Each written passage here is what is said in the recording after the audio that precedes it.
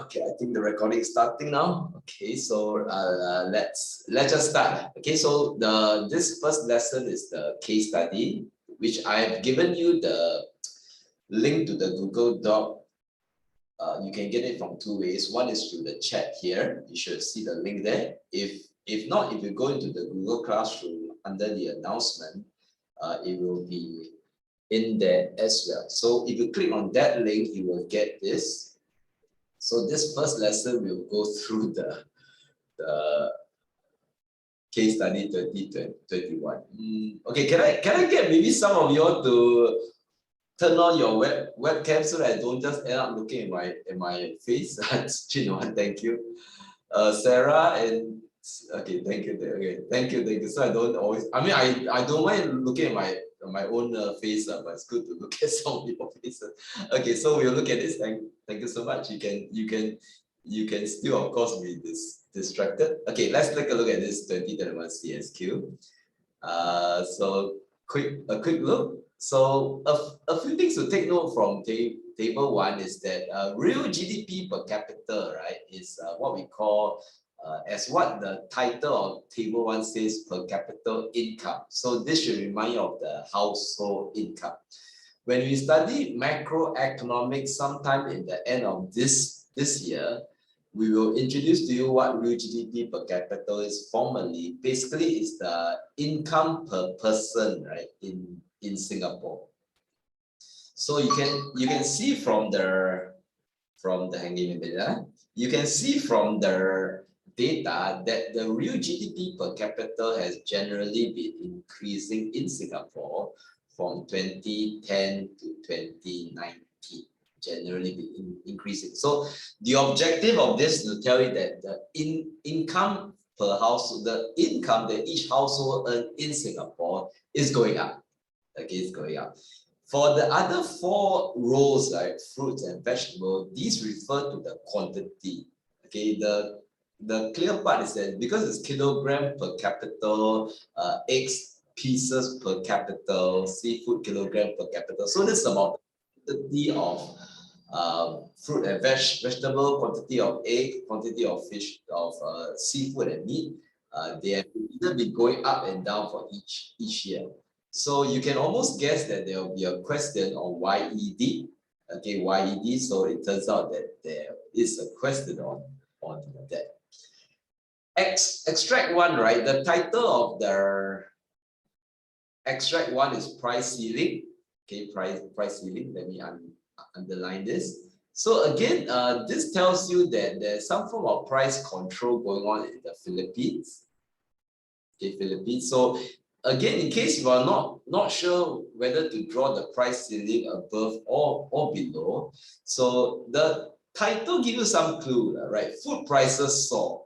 So if you are a seller of pork and chicken, right, you certainly wouldn't mind if the price of the goods that you sell soar. Okay, soar means basically goes up sharply. So obviously this price control, right, is to benefit the buyer. So as consumers. So if you are consumer, you certainly will not be happy if there's a soar in the prices of goods that you buy. Okay, so this is to benefit the consumers. So some clues tell you that there's a swine fever going on. So okay, there's this term called pork supply crunch. Okay, so this part of the case study is part of one of the critical questions that you have to answer in the case study. Okay, having said that, let's jump to the question first. So if you look at the command word, right? What is a bit strange command word, of course, but it's one of those strange command word that someday come out in case study. The value of income elasticity of demand. So the value I'll think, right, is either high or low. Okay, high or low.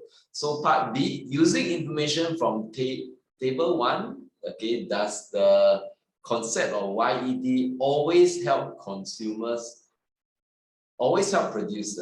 of all types of goods to produce? So here link YED to the output. So this is the similar kind of command word that we have encountered in the formula milk case study. Okay, whether YED helps you to say whether the output will rise or output will fall. So that's basically B. Then for part C, right? Explain. The command word is explain, and note again using a diagram. So unlike the milk CSQ that we did in the lecture, here, right, the impact is only on consumers. Okay, consumers. So there's no need to talk about producers for part C. Part D is the question that I was talking about when we went through the case study, right?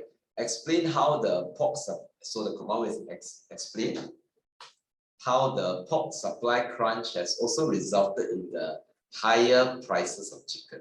So as we go through this part D, right, there's a lot of cause and effect in this question. So for part D, in order to get all 3 marks, you must make sure you understand exactly how the cause and effect flows here, which I'll explain later as we go through. For part E, okay, for part E, using a PPC diagram, explain. So in this case, you have to use a PPC graphs.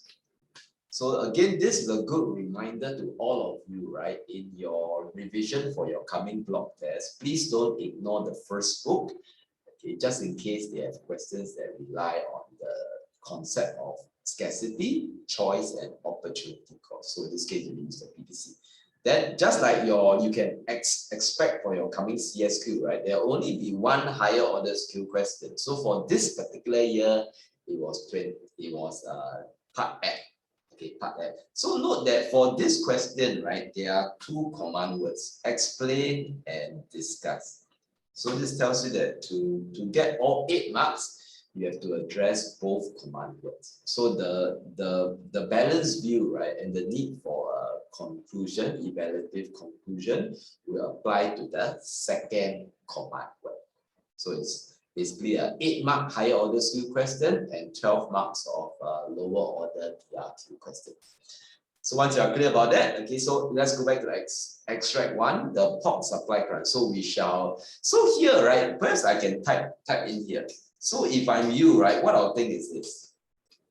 Okay, you are supposed to explain how this works. So note that for that question, they didn't ask you to say with an 8 of a graph. Let me double check. So you look at part D, right? Part D never ever tell you to explain the 8 of a graph. So there is no need to draw a graph. Given there's only three marks, I think a graph is probably not necessary. But of course, if you want to draw, it doesn't hurt. So let's go back to this code here. Now, here, right, the pork supply crunch. Okay, so the word supply crunch, right, you may not be aware of what a supply crunch is. I think thanks to the pandemic, right, we hear words like supply chain, maybe you are more aware of what this term means. But let's say you really have no idea what supply crunch is. The good thing about case study is this: when you look at the case, right, the context of the extract will give you some clues. So if you look at the paragraph before this third paragraph, you are told that there's an African swine flu that hog farm operation. So this probably you should be aware that this is like a chicken flu, right? If there's a bird flu, surely you expect the supply of chicken to fall. Bird flu basically kills chicken or make sure that no one will want to eat the sick chicken. So that means the supply of chicken will fall. So likewise, right, if there's an African swine fever, most likely the pigs are either dying or falling sick. So no one will want to eat pork that comes from sick pigs. So in this case, you expect that the supply of pigs will fall. So this allows you to conclude that the pork supply crunch is a fall in the supply of pork. Of course, the key in your mind, you must think of this. What is the economic relationship between pork and chicken? Okay, this one should be clear, I hope. Let me ask Chin Huan. Is it very clear what do you think is the economic relationship between pork and chicken that will be relevant for answering that particular question? What do you think, Chin Huan? From the consumer's point of view, Okay, so extract one is obviously about consumers, okay, not about producers. So what do you think is the economic relationship for the consumers between pork and chicken? There are two types of goods, right? So what do you think is the economic relationship? Jin, what? Wait, yeah. Pork, you eat chicken, right? Yes, Jin, what?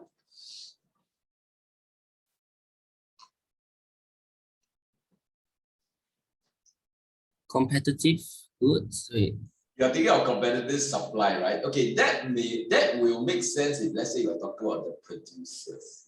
Okay, producers. So what I asked was in terms of consumers, right? What is the economic relationship between pork and chicken? Pork meat and chicken meat. What is it to you? Okay, Samuel, you wanna help me? Wait, is it like substitute or something like that? Oh yeah. Substitute. Okay, you thought it was a trick question, is it, Jin Wan? Okay, so this tells you that with chicken and pork being substitute, right? Tendency you would think that when the supply of pork falls, right, the price of pork should be higher. Okay, so we would think that yes, since chicken and pork are what we call substitutes, when the pork price goes up, the demand for chicken will tend to go up. But note that despite that tells you that there's a domestic oversupply. So when it comes to the word oversupply, no one should misunderstand that. This means that there's an increase in the supply of chicken in the Philippines. Okay, so you would think that with a rise in the supply of chicken, the price of chicken should fall, right? Should fall. So the question for the 3-mark question is basically trying to ask you to explain why, okay, when the demand for chicken rise and the supply of chicken rise, how come the price of chicken can still be higher? Okay, so this tells you the clue what to say as the answer for the 3-mark question. So don't write too much for a 3-mark question, but these are the economic points that you have to say, okay, which we shall see as we go through the answer. Okay, so this is basically extract 1. Let's look at extract 2, coronavirus. Okay, so this year was set in the pandemic. Okay, so this tells you that COVID-19 has threatened global supply chains. Okay, so this tells you that the supply of many goods has fallen. Let's take a quick look at what this implies. Okay, so just like Singapore, right, Hong Kong imports a staggering, a lot of food is basically imported to Hong Kong. And this tells you that half of the greens consumed. Okay, so they were trying to grow some vegetables locally. Okay, but because of economic growth and urbanization means that they are using a lot of the land to grow the financial sector. They attract a lot of foreign banks to set up shop here. They need to create more houses to house all this growing population. So this tells you that there's some kind of opportunity cost that you can talk about when it comes to that question about the PPC. Okay. So as for Singapore, right? So this one, okay, so thanks to our experience during the 2020 circuit breaker, you should be aware that a lot of people tend to panic buy food when we think that the place will be on lockdown. So this one you should remind you, okay, so it will help if you understand that Singapore have a 30-30 vision. So it's given here. So the point is that the point is that we hope to have by the year 2030. We hope to have our local produce of food, right, satisfy 30% of all the food needs in Singapore. So we only import like 70%. Okay, 70%. So in order to do that means we have to encourage more local vegetable production, local egg production, local meat production. So all these means that of course there's also opportunity cost here. Okay, so this tells you the last paragraph basically means this. Okay, we want to have local food production. Okay, so let's go to the question now. Okay, since we don't have that much time, we shall just go through the answers straight. Let me open up the answers first. Any quick questions about the passage before we start? Can I ask, like, what is the difference between like oversupply and surplus? Good question. Now, what's the difference? Okay, oversupply is a hint that says there's an increasing supply of chicken. Would you agree? Okay, oversupply. Oversupply there is a hint that, okay, the supply of chicken is going up. Agree? Now, just because the supply of chicken is going up, right, it doesn't always mean that we will see a surplus of chicken. Right? So there might be a surplus of chicken due to the oversupply if the price, right, is not allowed to, let's say, fall. Allowed to fall. So so these two terms are basically not equivalent.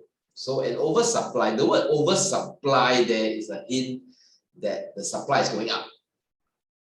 Now, surplus may or may not occur because of that, so long as the price is allowed to fall. So I hope that addresses your question.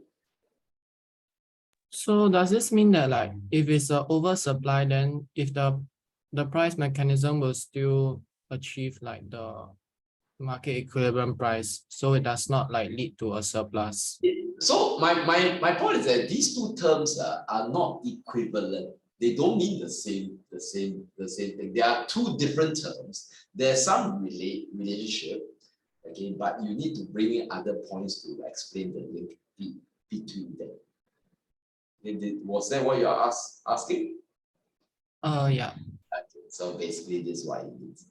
Okay, so let me stop sharing the Google Doc. Share this.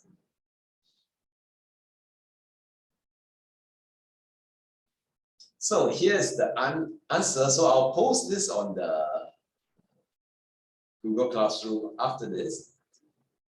So here, right, the easiest way to get 2 marks is to just simply calculate the value of YED. So this one is where we encourage students, right, in your case study, do in any of your econs block tests, promos, prelims, A-level, right, you are allowed to bring a calculator. So I encourage you all to bring, just in case, especially for CSQ, right, there might be questions where you are required to do some calculations. So this is one of those. So here is where you take the value of the income and the value of the X at the beginning of the year and the end of the year, you subtract that and you will get the change. Okay, you will get the change. So you go back to the case, right? You can see that if you calculate the change in the income per capita and the change in the consumption of eggs, you will get about, and you express in terms of percentage. It means the change divided by the original, you will get the change in the quantity of eggs as 18.8%. Okay, and you calculate the change in income, percentage change based on the change divided by the original income, you get 24.5%. So if you divide one by the other, you will get 0.76. So that is the value of the YED. Now, if you don't want to do the calculation, okay, depending on how you express it, these are the 2 marks given. So here, right, the value here doesn't refer to the sign. So make sure you conclude that it is less than 1. That means the egg is basically a necessity. Okay, it's less than proportional. So if you say it's less than 1, it will be one mark. If you conclude that it means that the increase in consumption is less than proportionate to the increase in household income, that is the 2nd mark. Now, I understand that for many students, right, most likely if you don't calculate the exact YED, you probably miss out one of the points. So you will get 1/2. So that is the approach for this question. So you need both. Okay, if you don't want to do the calculation, you need to say that it is the YED is positive and less than 1. The less than 1 is more critical than the word positive. There will be 1 mark. And the second mark is saying that this means that the rise in the consumption of eggs is less than proportionate. That is the second mark. Otherwise, you calculate the exact value. Okay, so that is the approach for part A. Any questions before I move on? Okay, for part B, so here, right, the answer we expect is no. Because if you see, right, the GDP per capita, okay, as I said, has generally gone up. That means household income is going up. But not all types of food, the quantity goes up. Okay, goes up. Because when it comes to YED, right, you expect that no one would think that fruit and vegetables are inferior good. Now, a certain type of fruit and vegetable may be inferior, but all fruit and vegetable, okay, it will be very silly to say that the entire category of fruit are all inferior good. Likewise, seafood, right? No one would say that seafood is inferior good. And meat as a whole is definitely not inferior. So at least they are normal goods, okay? They are necessities or luxuries. So based on this, right, if you think that all types of the goods are normal goods, it is clear that on some of the years, right, there was a drop. There was a drop. Okay, there was a drop. So it doesn't really say that YED, the YED doesn't help to predict output accurately. Okay, that's how you should explain this. Okay, so for part B, I don't think any of you should get wrong, right? The whole idea is that they are definitely normal goods. So if they are normal goods, as the household income go up, you expect all of them, right, the quantity to always be higher. But yet there are certain years where the income goes up and yet their consumption fell. Okay, that's how you explain. So there are other factors that could override it. So the key comment we want students to take a look is the first one. Don't ever use the price change to justify YED. Always use the quantity. Okay, schools are pretty strict on that. Okay.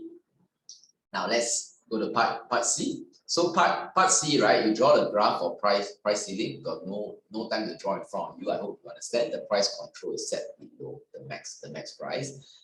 There are a few ways to get both marks. So here are the ways. Okay, if you are very good in graphs, you can show the rise in the CS and the fall in the CS. So some consumers gain, some consumers lose. If you can show the change in the CS, you will get both the last two marks. Otherwise, we also allow students to use black market. It leads to shortage all this. Just don't explain producers. For part B, okay, here's how the marks are given. Now that I took time to explain, I think it should be clear, right? 1 mark for recognizing that because of the swine flu, right? Okay, you probably don't need to code the swine flu, but just take note that the supply crunch shifts supply to the left. That means the price of pork goes up. Okay, that's one mark. The second mark is for recognizing that pork and chicken are substitutes. So when the price of pork goes up, the demand for chicken will go up. Okay, that's the second mark. And the third mark is recognize, okay, the increase in demand will be more than the increase in supply for chicken. That's why the price of chicken goes up. Okay, because you are told that the price of chicken goes up, right? So you must conclude that the rise in demand for chicken must be higher than the rise in supply. That is the way in which the price of chicken can still go up despite the oversupply of chicken. Okay, that's how the marks are given. Here's the examiner's comments. So again, the graph is opportunity cost that we draw a graph. Okay, let's pause for a while. Any quick questions? Do you all manage to explain the 3 mark? Okay, the rest are feel free to ask your questions.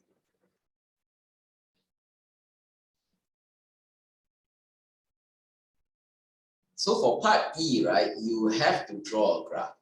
So the graph is 1 mark. So again, let me stress that we assume that your words explain the graph. So if your words somehow don't make full use of the graph, right, you may not get the 1 mark for the graph. Is that clear? So 1 mark for the graph, 1 mark for the explanation, but your explanation must make reference to the graph in order for your graph to be given 1 mark. Okay, that's a lesson to learn. When you draw PPC, right, as a reminder, please don't put FOP. I guess if you write capital goods and consumer goods, we will probably still give you the mark. But here, I think our advice students use the goods that is stated in the case study. So you're talking about food, right? So food, agriculture goods can be one of the goods on your axis. The other good, right, can be, let's say, banks. You want to create banking services. You want to create houses, right? Because it's implied in the case study. So as there's economic growth, right, you tend to want to allocate more of your FOP to produce houses, to produce things like banking services. So because of that, right, there will be less food being produced in Hong Kong, because any Hong Kong worker that works in the banking sector could have been working in a farm. Okay, so by producing more banking services, by using more land to create houses, you gain from those but you give up the value of the lost food you can no longer produce it. So explain along the kind of lines to make us be aware that you are clear, that you recognize opportunity costs. Okay, you forego the value of the agriculture goods you could have if you want to channel more of your FOP to produce banking services. Okay, so this is where you can get both the marks here. Don't write too long because it's only 2 marks.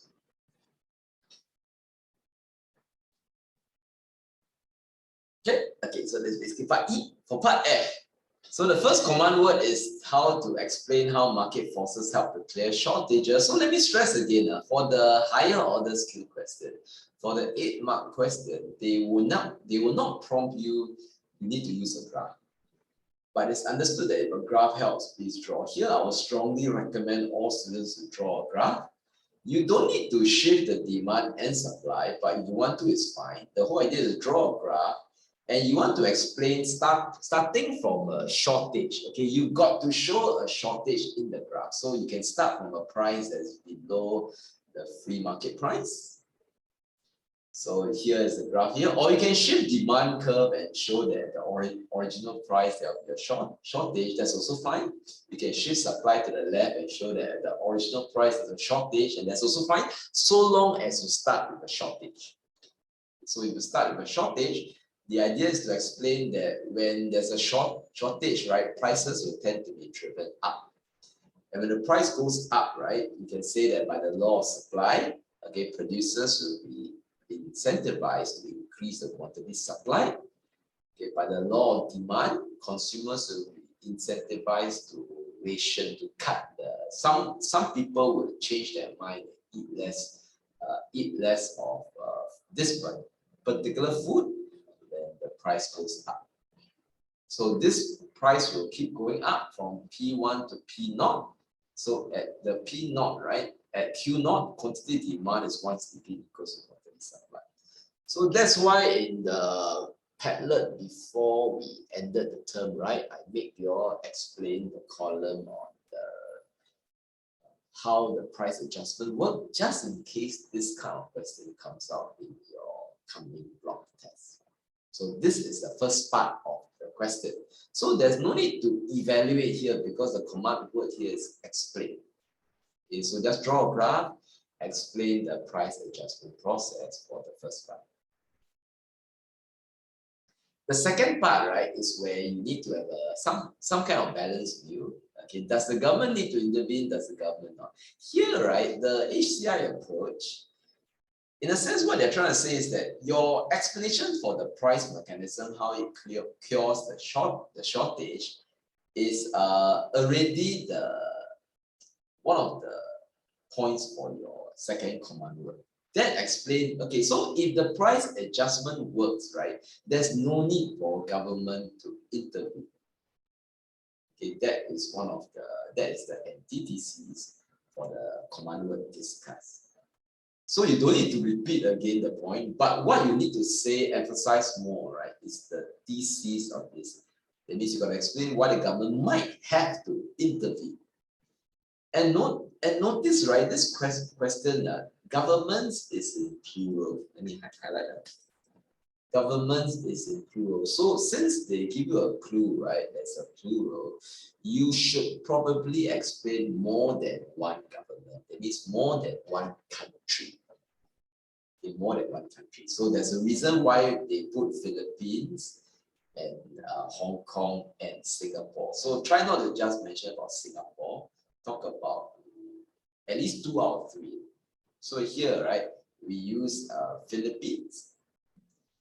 So now for this, to understand the Philippines part, right, so take note that this question is kind of like a decision-making question from the government. So why does the government make a decision to intervene, right?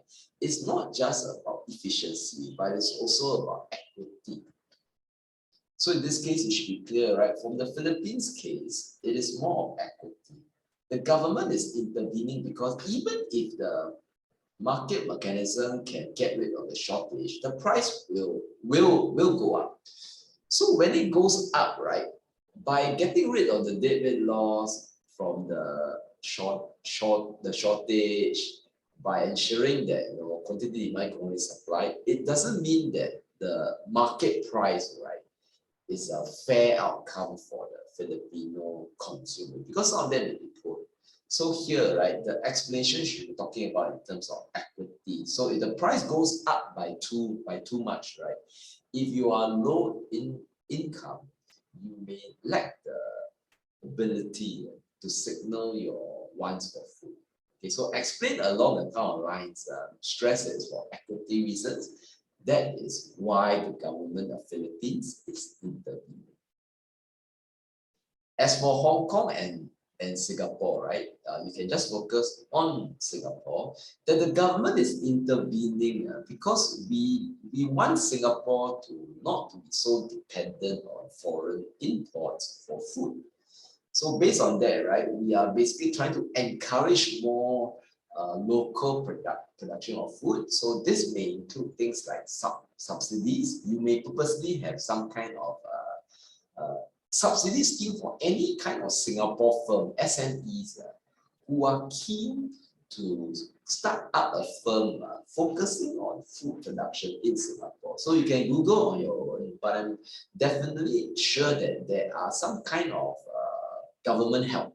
Okay, maybe you can rent the land at a slightly lower price. Okay, lower than the opportunity cost. If you're using the land specifically to set up a firm to produce food.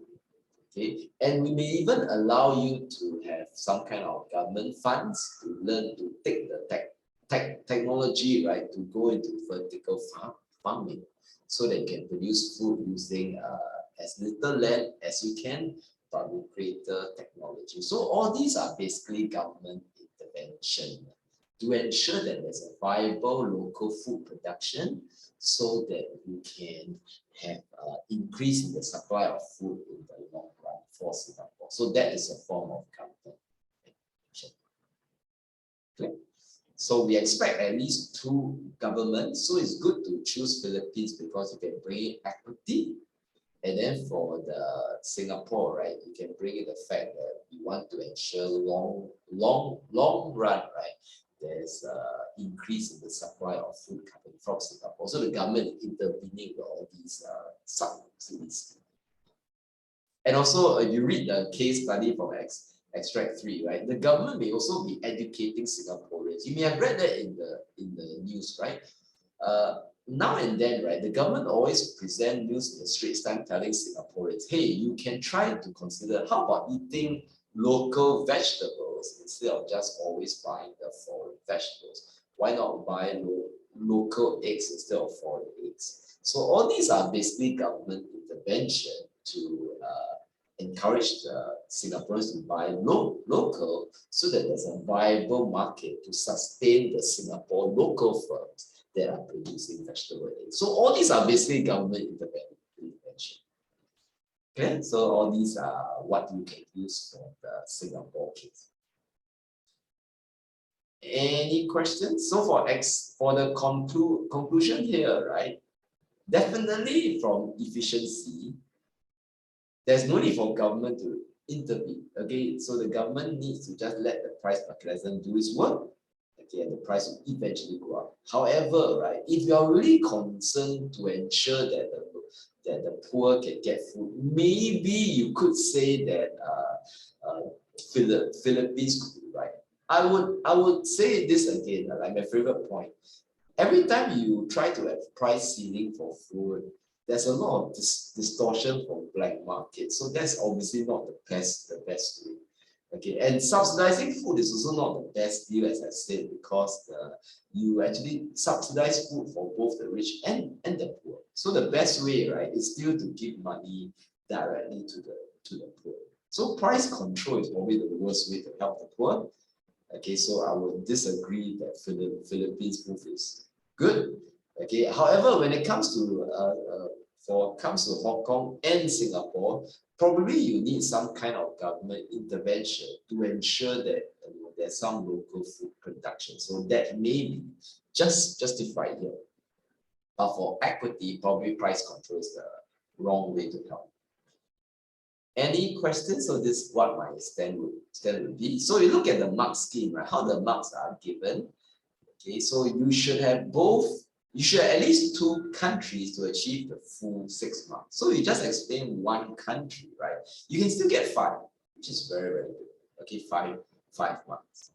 Okay, so in order to hit level 2, you have to address both command words. So you can think of R1 as explaining the price adjustment. R2 is to explain the government why they need to intervene. Then your summative conclusion is about whether is the intervention justified for the case. So you are capped at 3 marks if you only address the first command word, but not the other command word. The other command word is more important, right? Discuss. The first command word is not so critical. That's why you're capped at 3. Okay, let's take a look at the examiner's comments. I'll let you take a look at it slowly. Any quick questions while the rest are reading? Can I ask for the part F, right? The market forces, is there a need to quote like the law of demand and law of supply when you need to, okay, it would be nice if you do, but if not, right, then I would say to be safe, you should say that you should use the things found in, I think, in the first few pages of your yellow book. The whole idea is that the price change, you need to be clear that it is a signal to producers to produce more. Okay, it's a signal to producers. It's also a signal to the consumers to ration. So if you don't use the law of supply, law of demand, I would say try to have those terms that I just said, because it gives it a bit more analytical depth. Basically, they are the same. Okay, they are the same. When the law of demand says when price goes up, right, quantity demand falls. Okay, that is the rationing effect. Okay, when the law of supply says when the price goes up, firms should produce more. That is the signaling effect. So either one would do. If you have none of them, right, then maybe you get about, if let's say there's three marks, maybe you still get two upon 3, which maybe could be enough. Okay, good question. Any questions from the rest?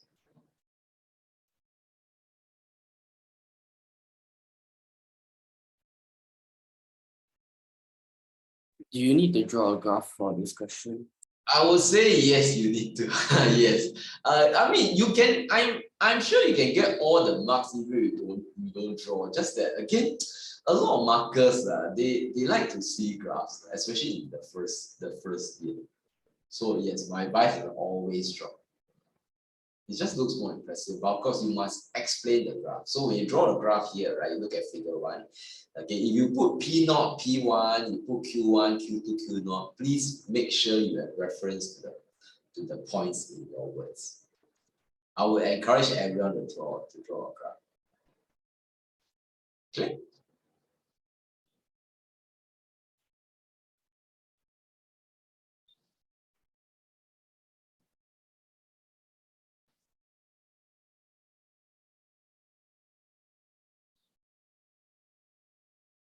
Okay, any questions? So let me save this and share this. Share it. Can you take a screenshot of the attendance list? Hang on, big screen. Suppose the rest is not coming here. Okay. Okay, let's move on to the essays now.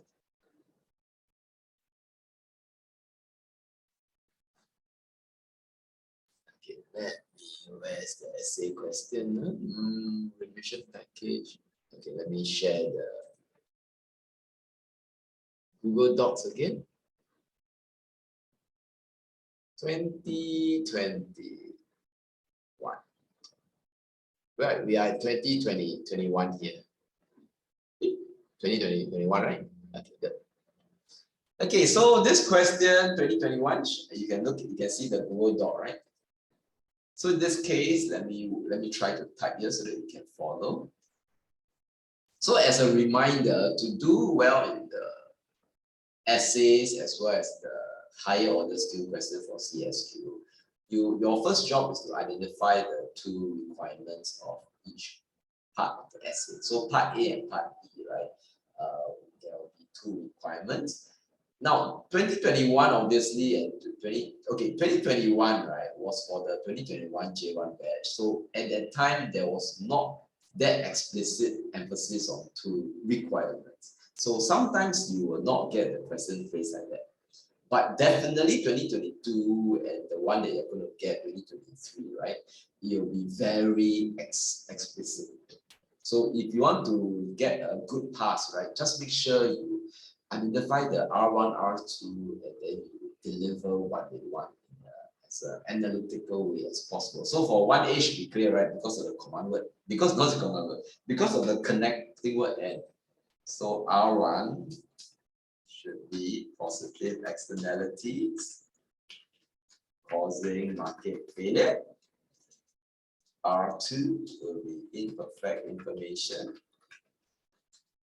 causing market failures.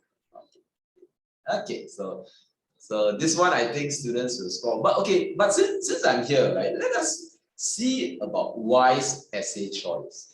So you will encounter this a lot of times in second year. In your paper 2 for A levels, right? You have a choice in essays. So here we are trying to teach students that there's always a choice. Okay, there's always a choice. And of course, in J1, right, we don't want to distort the choice too much. So we look at essays, right, question 1 and 2. Can you tell that they are roughly about the same? Then there's perhaps one similarity and one difference. So if you look at question 1 and question 2, right, the obvious similarity, if I ask the command word compare, right, you will tell me that okay, the similarity is that both questions are testing on positive externalities. But the difference is that question 1 tests on imperfect information, question 2 tests on public goods. So obviously, students should be good at positive externalities. Okay, they are tested for both questions. So the main criteria how you would make a rational choice. Should I choose essay 1 or essay 2? It will be based on whether are you more confident about imperfect information or public goods. But what if you are equally good in both? then my advice to students, and this is good advice also in the second year, is that let let part B make the final choice. Okay, tip the scale between what you will choose. Try not to choose a question simply because of A, because if you're good at A but not good at B, right, then it's like your marks will be very bad because part B is a bit more important than part A. So we look at part B of, okay, since I'm here, let me type the R1, R2 here. Okay, so in this case, I'll put public goods.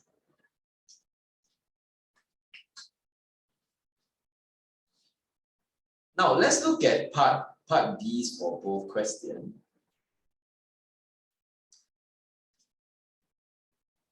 Now, part B of question 1, right? Discuss the effectiveness of policies. Means you must have at least two, right? At least two. So obviously, one of the policies, at least one should be on positive externalities, and another policy for imperfect information. Okay, so let me type R1 policies to resolve positive externalities. R2 policies to resolve imperfect information. Okay, I'll go back to the part B later on to talk about E1, E2, but let's look at question 2B. Now the word best, right? If you remember what I said to you many times, that means your R1, so if you type R1, R1 should be what? Government free provision of goods. Okay, to what extent will this help you to correct both the market failure, okay, public goods as well as positive? To correct market failure from both public goods, positive externalities. Then your R2, right, is an alternative policy. Now, I think if you ask me, if I put myself in the shoes of a J1 student, ceteris paribus, right, I think 1B is slightly, gives you a bit more freedom than 2B. Is it clear? Because in a sense, 2B, you are restricted to the policy. You must talk about the government free provision of goods. Whereas 1B, right, you have the freedom to choose. Of course, it should be policies that are currently used in Singapore, policies that you read about in the news. Okay, but 1B, right, in a sense, in the mathematical term, gives you a bit more degrees of freedom compared to 2B.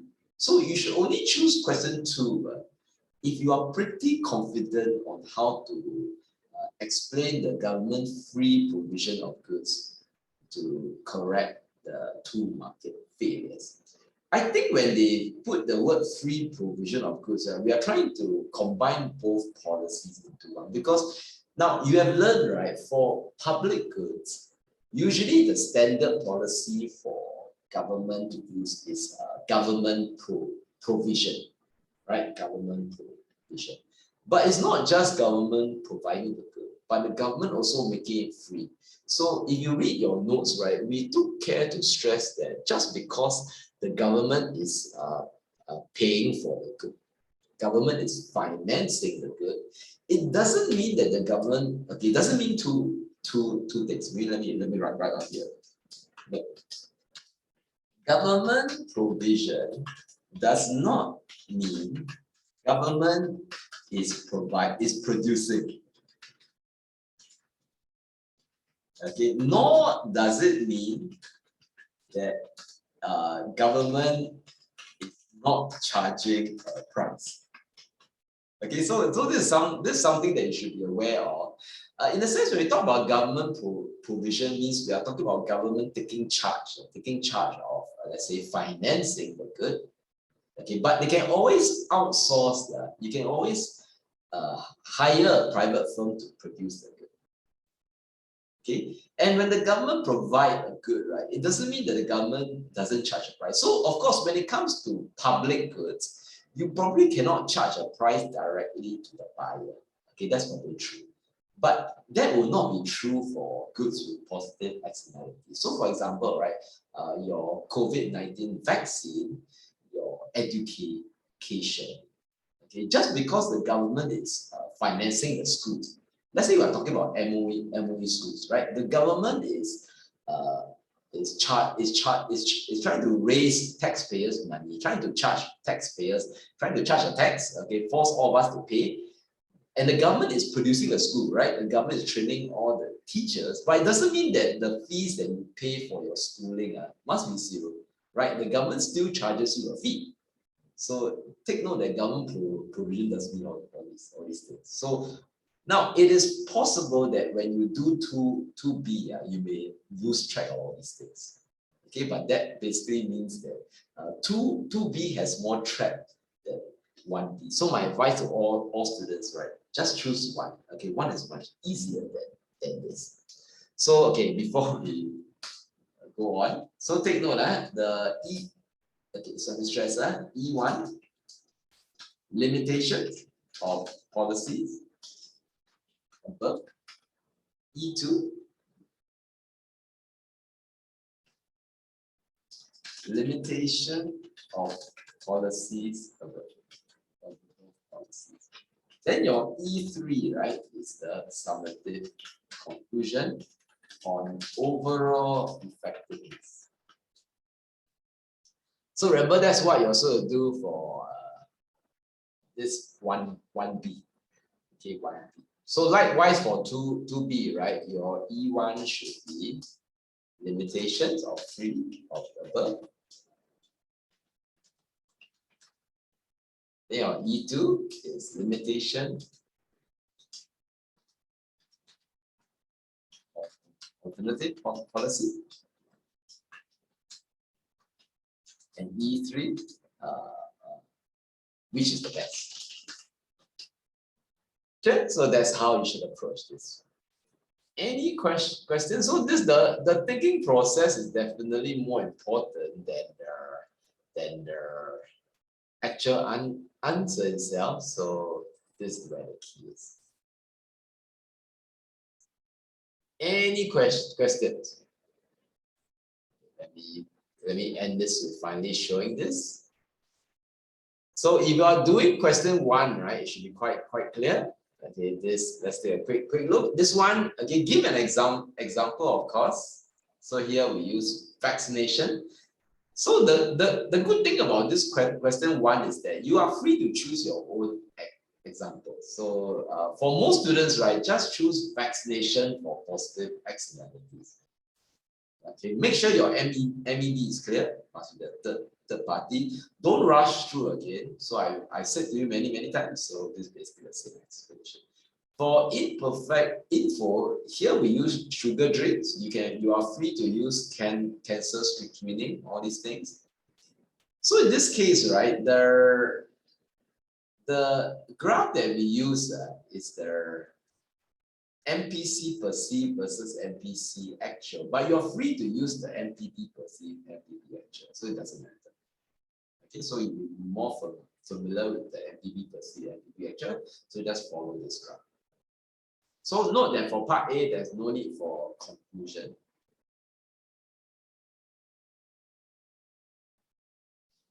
So for part B, so for the policies, right, you should use subsidies for positive externalities.